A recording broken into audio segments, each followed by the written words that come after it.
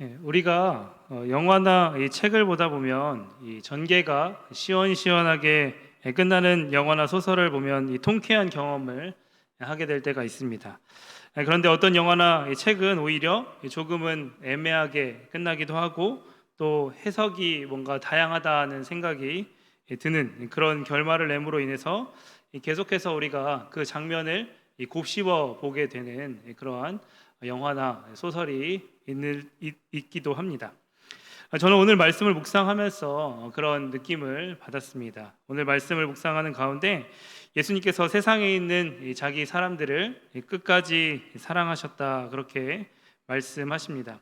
끝까지 사랑하셨다. 무슨 의미인지는 대충 알겠지만 그 분명한 의미가 우리에게 확실하게 잡히지 않는 그런 말인 것 같습니다. 끝까지 사랑하셨다라고 하는 것, 과연 이 끝까지 사랑하셨다라고 하는 것이 어떤 의미가 있는 것일까 계속해서 생각해 보게 되는 말씀인 것 같습니다. 끝까지라고 하는 그 말은 이 텔로스라고 하는 헬라어 단어를 사용하는데요. 이 단어의 뜻은 끝, 목적, 완성, 이런 뜻을 가지고 있습니다. 그래서 단어를 찾아보아도 뜻이 명확해지기보다는 더 다양한 우리의 해석을 불러일으키는 그런 말씀인 것 같습니다. 그래서 오늘 이 끝까지라고 하는 그 말씀을 중심으로 오늘 말씀을 한번 끝까지 생각해보는 그런 시간을 가졌으면 좋겠습니다. 우리 다 같이 1절 말씀 함께 읽어보도록 하겠습니다. 1절 말씀 시작. 6월절 전에 예수께서 자기가 세상을 떠나 아버지께로 돌아가실 때가 이른 줄 아시고 세상에 있는 자기 사람들을 사랑하시되 끝까지 사랑하시니라. 예수님께서는 6월절 전에 제자들과 따로 시간을 가지시고 식사를 하셨습니다. 그리고 식사 후에 오늘 말씀처럼 세족식을 준비하셨습니다. 그리고 오늘 그 말씀의 시작을 세상에 있는 자기 사람들을 사랑하시되 끝까지 사랑하시니라라고 하는 그 말씀으로 시작하고 있습니다. 저는 이 세상이라고 하는 말이 또한 1절 말씀에서 굉장히 중요한 말이라고 생각을 합니다. 세상이라고 하는 것은 본질적으로 하나님께서 만드신 이 창조 세계를 뜻하는 말입니다. 그리고 하나님께서 이제 사랑하시는 대상이 되는 것이 바로 이 세상이라고 말할 수 있습니다. 그래서 요한복음 3장 16절 말씀 우리가 잘 알고 있죠. 하나님이 세상을 이처럼 사랑하사 독생자를 주셨으니 이는 그를 믿는 자마다 멸망하지 않고 영생을 얻게 하려 하심이라. 그래서 하나님의 사랑이 되는 이 세상이라고 하는 존재가 있습니다. 그런데 문제는 이 세상이 하나님의 사랑의 대상일 뿐만 아니라 하나님을 적대하는 세력으로도 나타나게 된다라고 하는 것입니다. 세상은 타락했고 죄로 물들었고 또 하나님을 적대하는 상태로 머물러 있기도 한다고 하는 것이죠. 요한일서 2장 15절에서 16절 말씀은 그 이야기를 우리에게 잘 드러내주고 있습니다. 요한일서 2장 15절에서 16절 이렇게 말합니다. 이 세상이나 세상에 있는 것들을 사랑하지 말라. 누구든지 세상을 사랑하면 아버지의 사랑이 그 안에 있지 아니하니 이는 세상에 있는 모든 것이 육신의 정욕과 안목의 정욕과 이생의 자랑이니 다 아버지로부터 온 것이 아니요 세상으로부터 온 것이라. 그래서 이 하나님을 적대하는 존재로서의 세상에 대해서 성경은 또한 이야기하고 있다라고 하는 것이죠.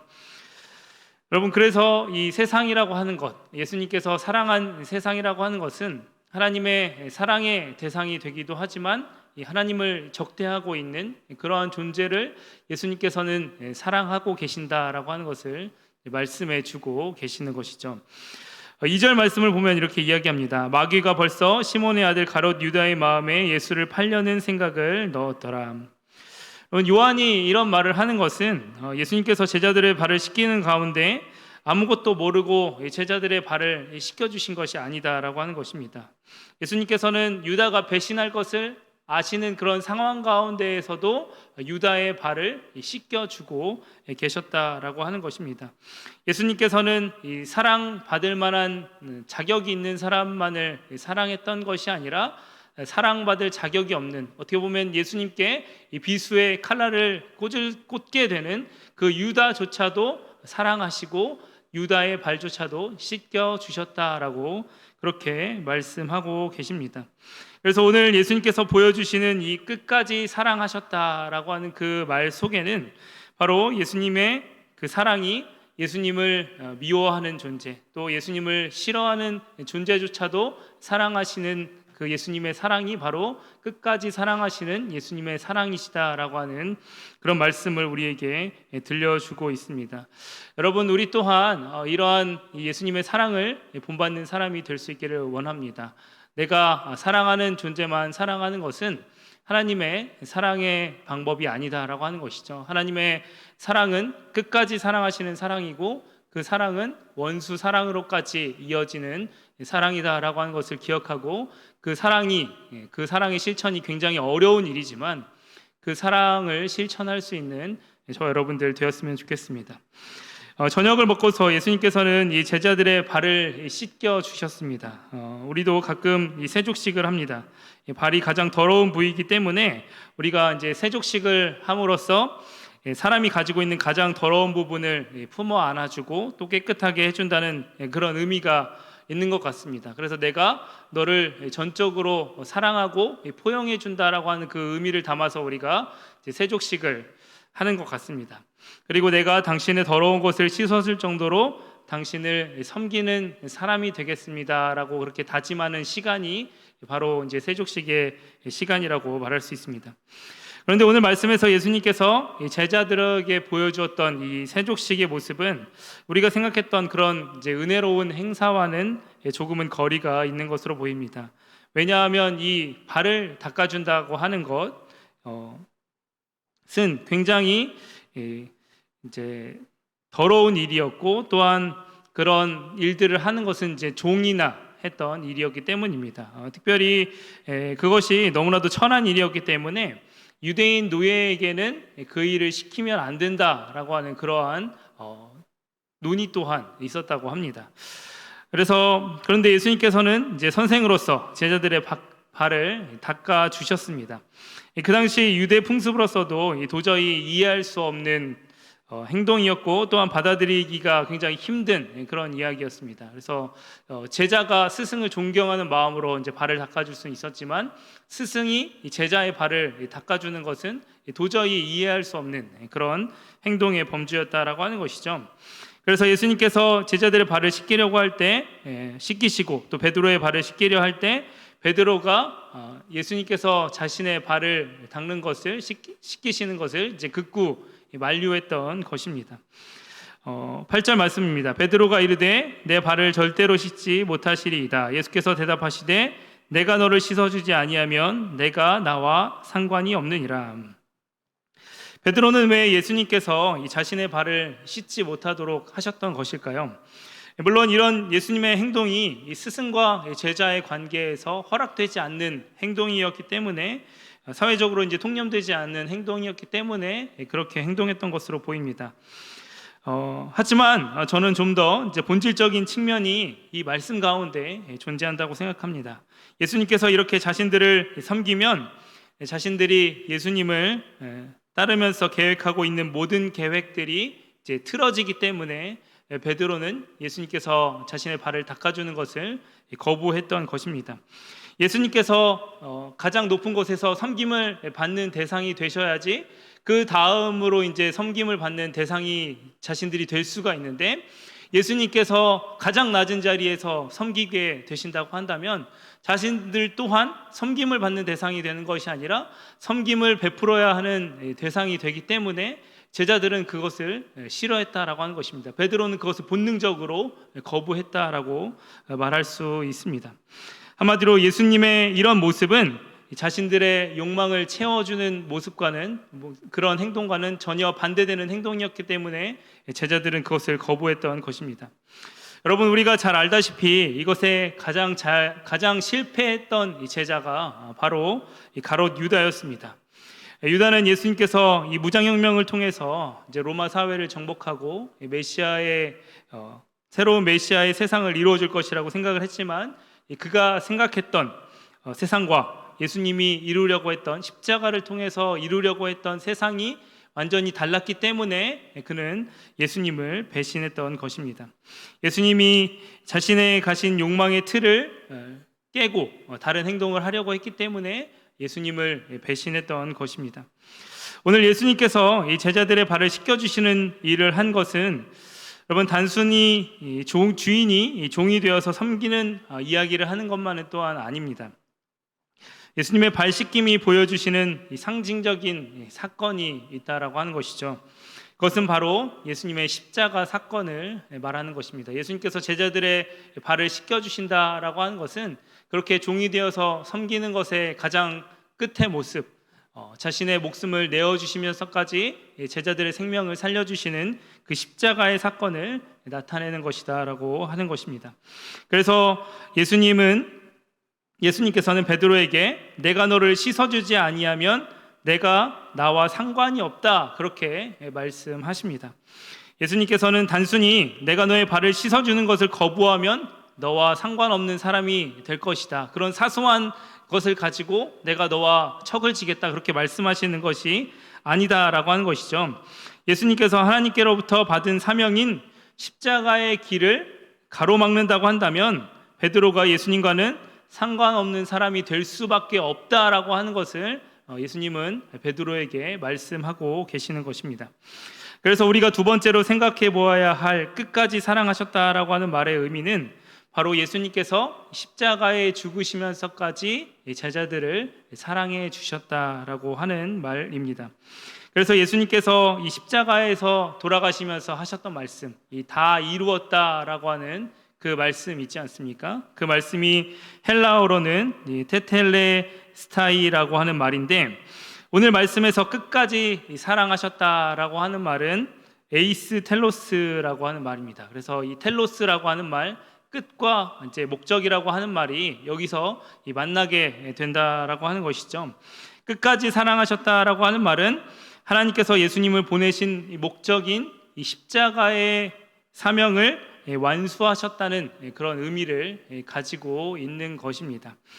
저는 오늘 말씀을 생각하면서 십자가 자체가 목적이고 또한 완성이다라고 하는 그 말씀을 생각해 보게 되었습니다. 여러분은 이 세상을 살아가면서 그런 생각을 가져보신 적이 없습니까? 정말 열심히 사는 사람이고 정말 착하게 사는 사람이고 또 정말 좋은 일을 많이 한 사람인데, 사람들은 그 사람의 열심과 수고를 알아주지 않고 오히려 그 사람을 욕하는 경우가 살다 보면 있다라고 하는 것입니다.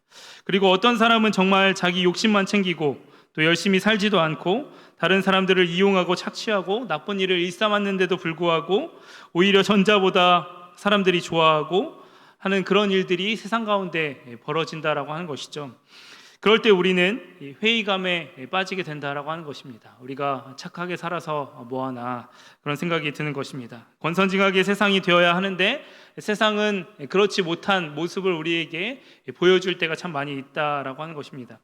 이 시편 73편의 저자 또한 그러한 것을 경험했습니다. 그래서 그가 이렇게 이야기합니다. 우리가 악인의 형통함을 보고서 오만한 자를 질투하게 되는 일이 생기게 되었다, 그렇게 말하는 것을 우리가 볼 수 있습니다. 그런데 우리가 우리의 삶을 이 형통함이라는 관점에서 바라보는 것이 아니라 예수님께서 오늘 말씀에서 자신을 생각하신 것처럼 하나님께서 하나님으로부터 보냄을 받고 그 일을 이루는 것이라는 관점으로 우리의 삶의 성공과 실패를 바라보게 될 때 우리는 우리의 삶을 다시 바라보게 된다라고 하는 것입니다.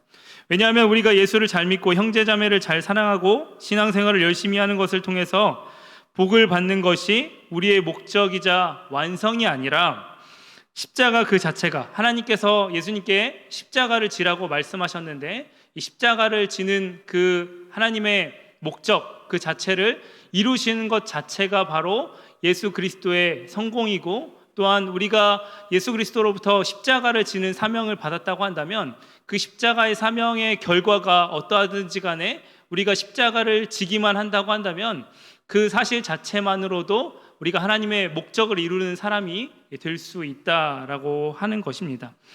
성도들의 인생에 있어서 무언가 성취해내고 또 그것을 통해서 나의 성공을 누군가에게 자랑하는 것이 우리의 복이 아니라 십자가의 삶을 살아가는 것 그 자체가 우리의 삶의 목적이고 복이라고 하나님께서는 우리에게 말씀하고 계십니다. 그래서 예수님께서는 세족식을 하신 후에 세족식의 의미에 대해서 풀어주시면서 이렇게 말씀하십니다. 내가 진실로 진실로 너희에게 이르노니 종이 주인보다 크지 못하고 보냄을 받은 자가 보낸 자보다 크지 못하나니 너희가 이것을 알고 행하면 복이 있다라고 말씀하십니다. 그래서 그 십자가의 삶을, 예수님께서 보여주신 그 십자가의 삶을 너희가 따라 살면 그것 자체가 너희 삶 가운데 복이다라고 그렇게 말씀해 주시는 것입니다. 저는 이 세족식에 대한 하나의 간증을 가지고 있습니다. 제가 2016년에 진도로 국내 단기 선교를 갔던 적이 있습니다. 그곳에 이제 향동교회라는 곳을 갔었는데 여름 성경학교를 열어서 함께하고 또 마을의 잔치도 열고 또 임이용도 도와주고 또 도배나 장판 또는 벽화를 그려주는 그런 일들을 이제 그 농촌 선교를 통해서 이제 하게 되었습니다. 그렇게 그 교회에서 이제 선교를 하는 동안에 기도회도 하고 또 세족식을 하는 그런 시간이 있었습니다. 근데 교회 목사님과 또 사모님께서 이제 세족식을 준비하시면서 제 발을 닦아주는 그러한 시간을 갖게 되었습니다. 그리고 그 발을 닦아주는 현장에서 제 발을 붙잡고 간절히 기도해 주시는 그 사모님의 모습을 제가 바라보면서 그만 저는 그 자리에서 펑펑 울고 말았습니다.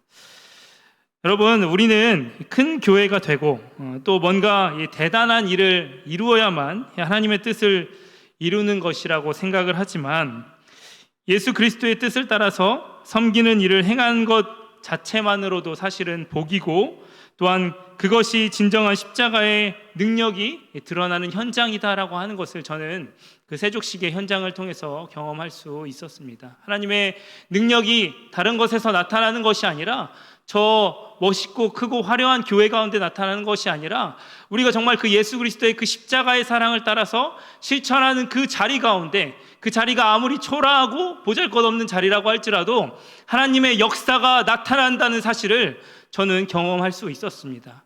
여러분, 우리가 이 예수 그리스도의 십자가의 능력을 붙잡는 사람이 될 수 있기를 바랍니다. 우리가 어떠한 상황이라고 할지라도, 어떠한 비천하고 또 어렵고 정말 세상이 보기에는 보잘것없는 상황이라고 할지라도 예수 그리스도의 그 길을 따라서 십자가의 길을 가기만 한다고 한다면 그 가운데 하나님의 복음의 능력이 반드시 나타나게 되어 있습니다. 여러분, 우리가 그것을 믿고 따르는 사람들이 다 될 수 있었으면 좋겠습니다. 저는 오늘 말씀에서 이 7절 말씀이 1절 말씀 다음으로 또 많이 와닿는 말씀이었습니다. 7절 말씀 한번 다 같이 읽어보도록 할까요? 7절 말씀 시작. 예수께서 대답하여 이르시되 내가 하는 것을 내가 지금은 알지 못하나 이후에는 알리라. 베드로는 이 자신이 가지고 있는 메시아에 대한 기대가 있었기 때문에 예수님께서 이제 하시는 이 말씀이 무엇인지를 알지 못했습니다. 예수님의 이해와 베드로의 이해가 상충됐기 때문에 예수님께서 하시는 말씀을 그 당시에는 이해하지 못했다라고 하는 것이죠. 그래서 예수님께서는 내가 하는 것을 내가 지금은 알지 못하나 이후에는 알리라 그렇게 말씀하십니다. 그리고 예수님의 그 십자가의 사건이 아직은 일어나지 않았기 때문에 제자들이 예수님께서 하시는 일이 무엇인지를 이제 명확하게 알 수는 없었습니다. 그런데 이런 예수님의 말씀 속에 저는 우리의 삶의 여정이 들어있다라고 생각을 합니다. 첫째, 하나님께서는 우리 삶 가운데 내가 지금은 당장 알지 못한다고 할지라도 내가 예수님의 장성한 분량까지 나아가게 하시기 위한 계획을 가지고 계신다라고 하는 것입니다. 베드로는 예수님께서 이 세족식을 해주시는 의미를 그 당시에는 알지 못했지만 예수님께서는 그럼에도 불구하고 예수님의 선한 일들을 베드로의 삶 가운데 행하고 계신다라고 하는 것이죠. 이것 또한 우리의 삶에도 적용되는 말씀이라고 하는 것입니다. 때로는 지금 당장에는 하나님께서 내 삶 가운데 어떤 일을 이루시는지 잘 알지 못하지만 우리가 그런 고백을 할 때가 참 많이 있지 않습니까? 내가 돌아보았더니, 내 삶을 다시 돌아보았더니 그때 그렇게 있었던 일들이 하나님께서 나를 위해서 준비해 주셨던 일이고 또한 나를 성장시켜 주었던 그런 일들이었다라고 하는 것을 우리가 어떤 일들이 지난 후에 간증하게 될 때가 있는데, 하나님께서는 우리에게 이런 일들을 지금도 행해 주고 계신다라고 하는 것입니다. 그래서 여러분, 우리가 이렇게 우리가 알지 못한 상황 속에서도 나를 위해서 일하고 계시고 또 나를 성장시키기 위해서 어떤 일을 준비해 주고 계시는 그 하나님의 일하심을 믿음의 눈으로 바라볼 수 있는 사람들이 될 수 있기를 바랍니다. 때로는 그것이 이제 보이지 않더라고 할지라도 하나님께서 나에게 선한 일을 예비해 주시고 준비해 주시고 또 예수 그리스도의 장성한 분량까지 자라나시게 하기 위해서 계속해서 일하고 있다라고 하는 사실을 오늘 말씀을 통해서 신뢰하면서 나아갈 수 있는 그런 저와 여러분들 되었으면 좋겠습니다. 그리고 둘째로, 우리가 지금은 알지 못하나 이후에 알게 될 것이다 라고 예수님께서는 우리에게 말씀해 주고 계십니다. 하나님께서는 우리를 무지하고 어리석은 상태로 가만히 놔두시는 것이 아니라 우리를 이끌어서 하나님께서 원하시는 그 목적대로 만들어 주시는 분이시다라고 하는 것입니다. 그래서 베드로가 정말로 자신의 부족함으로 인해서 계속해서 예수님의 십자가의 길을 가로막고 있지만, 예수님께서는 절대로 베드로를 포기하지 않으시고 예수님을 부인했던, 3번이나 부인했던 베드로를 부활 후에 찾아가 주셔서 그를 다시 신뢰해 주심으로 말미암아 초대교회의 기둥과 같은 사도로 다시 만들어 주셨음을 우리가 알고 있습니다. 그래서 하나님께서는 우리를 향한 분명한 목적이 있으시고 그것을 이루시기 위해서 결코 우리를 포기하지 않는 분이시다라고 하는 것을 오늘 말씀은 우리에게 확증해 주고 있다라고 하는 것이죠. 그래서 여러분, 우리가 우리를 우리의 장성한 분량까지 이끌어 가시는 그 하나님에 대한 믿음, 또 그리고 신뢰가 우리 가운데 있었으면 좋겠습니다. 여러분, 하나님의 사랑은 하나님을 사랑하는 사람과 또 그렇지 않은 사람을 구분하여 있지 않고 모두에게 열려 있는 사랑입니다. 그리고 그 사랑하심을 통해서 하나님께서는 우리가 예수 그리스도의 십자가의 사랑을 닮은 사람으로 만들어져 가기를 바라고 계십니다. 지금은 그것을 몰라서 또 깨지고 부서지고 좌충우돌하는 과정이 있을지라도 하나님께서 베드로를 빚어가셨던 것처럼 하나님께서는 우리가 하나님 안에서 주님의 장성한 분량으로 자라날 때까지 하나님의 신실한 일하심을 멈추지 않을 것입니다. 이 끝까지 사랑하시는 하나님의 사랑이 저와 여러분들의 삶 가운데 늘 역사하시기를 예수님의 이름으로 축복합니다. 기도하겠습니다.